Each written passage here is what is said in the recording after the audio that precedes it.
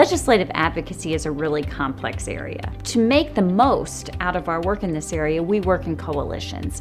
We work with other groups to amplify our impact. When we can pull different groups together, different individuals and organizations who have different perspectives, and if we all work together, then we can be more solid and cover more territory. If I find out that there's a big issue tomorrow, for example, that affects church-state separation, we will analyze the bill, and then one of the first things we do after that is we call the coalition partners that we have been working with for years. We will call the BJC, we will call the RAC, we will call ADL, and there's a lot of other partners that we've been working on for a long time, and we will ask them, what do you think of this legislation? Can you reach out to your friends on the Hill? The first time we really worked together was on passage of the Equal Access Act.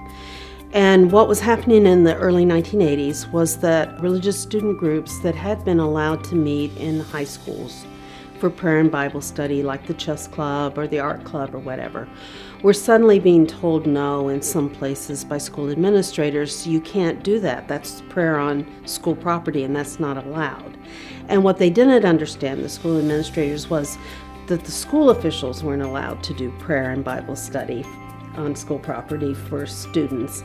But the students themselves, if that's what they chose to do with their free time, were allowed to do that. And it's a First Amendment right. Very early in the process, Baptist Joint Committee joined us. Over a 2-year period, we were able to get a federal law passed that said that religious students had the right to meet for prayer and Bible study at public secondary schools if other groups were allowed to meet.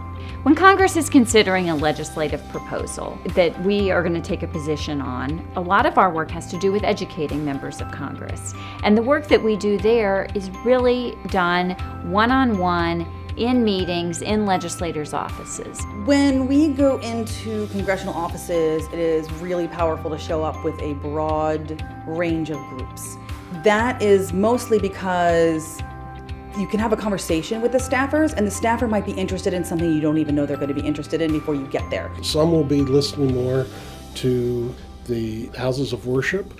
Others may listen more to the foundations or the charitable nonprofits that we're working with. They might ask a question about how people's faith would affect something. I might be able to speak from the Lutheran perspective, but BJC might be able to speak from the Baptist perspective. One area where I think we've made a very big difference is the work that the Baptist Joint Committee did on the Johnson Amendment. This is an area where it's of great concern to us because as Seventh-day Adventists, we don't want to see anything that allows more politics to come into a house of worship. We want to be able to focus on our missions and advancing our organizations to help the people in our communities and not to be divided up due to the partisan politics that has been definitely in our country for too long. In some ways, the Baptist Joint Committee at its founding was a coalition.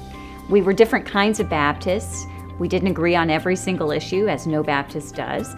And we came together because we all believed in religious freedom for all. We were stronger and greater because of our jointness. And it was from that experience, that initial coalition experience, that I think has made the BJC a great coalition partner over the course of our history.